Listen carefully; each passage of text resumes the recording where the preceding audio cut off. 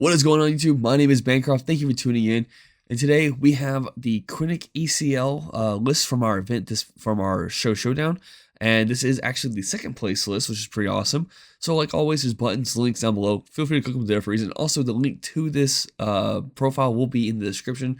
So if you just want to kind of click the link and go straight to it, and that way you can kind of have the list for yourself as a reminder, go right ahead and do that. So we're going to start with the leader. So Krennic's one of those leaders. He does take 5 resources to deploy, and on the undeployed side, he is a +1/+0. So when your units are taking damage, they're just gonna get stronger over time, which is always great. The deployed side, exact same effect where each damage unit gets +1/+0, but he's a 2/7 with Restore 2. So there's a lot of healing factors to this deck to kind of keep yourself alive as you're trying to take your opponent out. ECL, as an epic action, you can play a unit that costs 6 or less from your hand, give it ambush for the phase. It's good for sometimes playing the Super Laser Technician to get that ramp you want, or just take out a problematic card very quickly. And going into the rest of the deck, so we're going to start out with Inferno 4. It's a 2/3 for 2 resources. It's great for turn 1 plays, but when played and also when defeated, you get to scry top 2 cards of your deck, and if you like those cards, just put them back at the bottom of your deck, which is really great. For more control element to this deck, we have Regional Governor. When this card is played, you name a card. While this unit is in play, your opponent can't play that named card. This isn't just for units. This could be any card. You name a card, your opponent cannot play that card, which is it's great for kind of shutting certain things down. Admiral Piet, each friendly non-leader unit that costs 6 or more gains ambush. So when you get down to like the 8 resources, you have a way of gaining drawing 2 cards or healing by 6 life with like the Reinforcement Walker. There's also things like the Avenger or Relentless. So like those are just really good cards in combination with this card. Death Trooper is one of those cards where you gotta be tricky when you play it. So it's 3 for 3/3, which is really good. But when it's played, it deals 2 damage to a friendly ground unit and 2 damage to an enemy ground unit. There's really not a lot of targets you want to hit on your side with this. I mean, you do have a couple when it comes to like Super Laser Technician. Like I think it's the only one you really kind of want to hit, and that's only if for some reason your opponent hasn't dealt with it or hasn't put a ground unit in play while you have this card on board. Moving over to the Power of the Dark Side, it's just a fantastic villainous card. For 3 resources, an opponent chooses a unit they control and defeat that unit.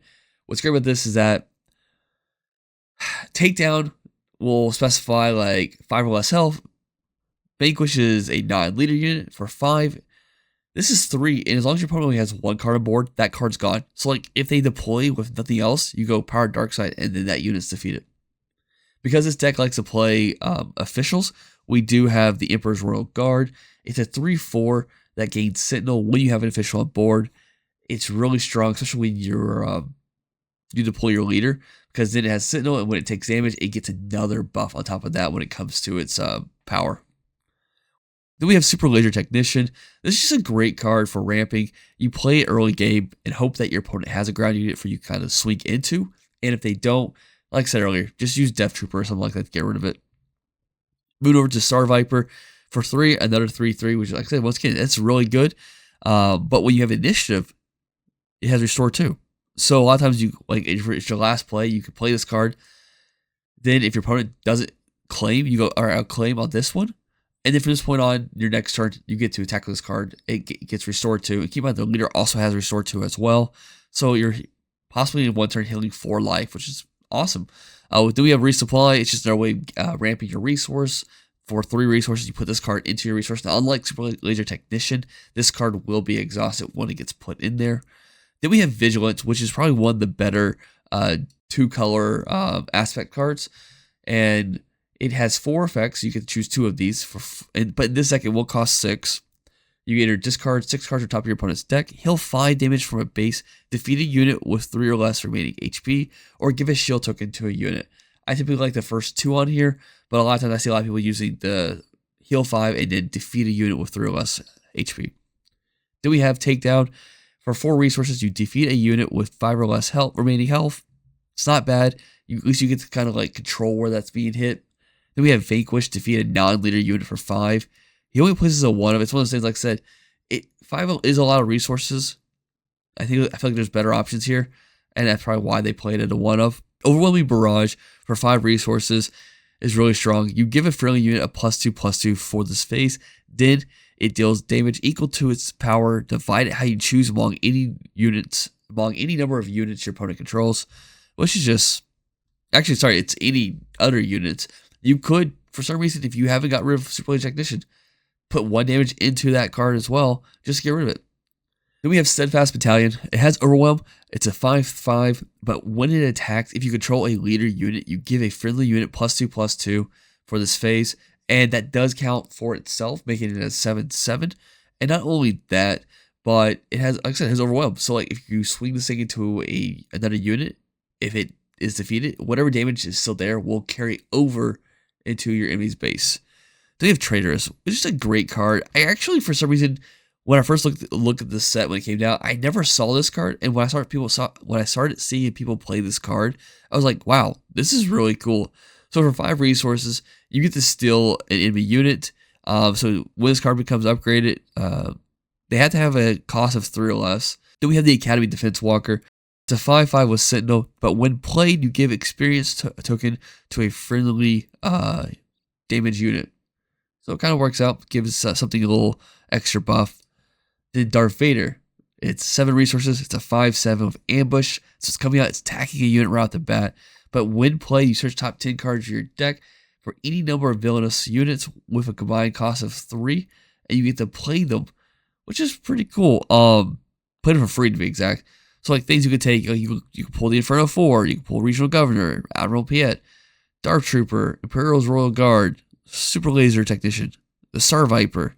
Those are your targets, and I mean like those aren't bad targets to play or pull. You know, each of them have their own unique ability depending on what you need it for. Like I said, Admiral Piet, you play Vader, boom, get on board. As long as it survives the next turn, now you have this card on board to ambush another card. Regional Governor to stop your opponent from playing certain cards. Inferno 4, send the next 2 cards you draw and see if they're worth or not. Then we have Reinforcement Walker. When played and on attack, look top card of your deck.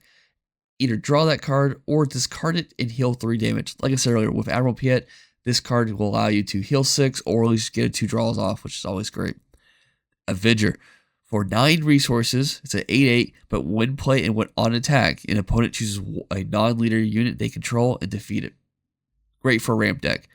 And one of my actual favorite cards is Relentless. It's 9 resources for an 8/8 as well, but the first event played by each opponent each round loses all of its abilities. It can be very annoying to a lot of people, and that's why I like it a lot. Now moving over to the side deck, because this event was a best of 3, we have the Emperor's Legion. It's an event card where return each unit in your discard pile that was defeated this phase to your hand. I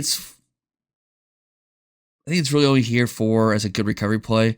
If you have the ability to kind of play a lot of stuff and then your opponent just gets rid of it, like, cool, I'll just pay 2 and bring all that stuff back to my hand.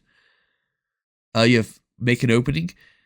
Fantastic card. I absolutely love this card as well. It gives a unit -2/-2 for this phase, but then you get to heal 2 from your base. We have Command, which is another dual aspect card. You get to choose 2 in any order, so it will cost 6 as well in this deck. But you give 2 experience tokens to a unit. A friendly unit deals damage equal to its power to a non-unique enemy unit. Put this event into play as a resource. Return a unit from your discard pile to your hand. I really, in my opinion, give an experience token and put this in your resource is probably the best 2 to do. But I can see a lot of options, especially in the later game, using that second option to deal damage equal to a non-unique enemy. 1 additional Vanquish just in case he needs it. 1 Count Dooku. It comes in play shielded, and then when you play this card, you may defeat a unit with 4 or less remaining HP. Another Avenger, another Relentless, and a Devastator. Devastator is 10 resources to play. It's a 10/10. It has Sentinel, it has Overwhelm, and then when play, you may deal damage to a unit equal to the number of resources you control. The turn this card can come out, you're dealing 10 damage to whatever unit you want dealt 10 damage to.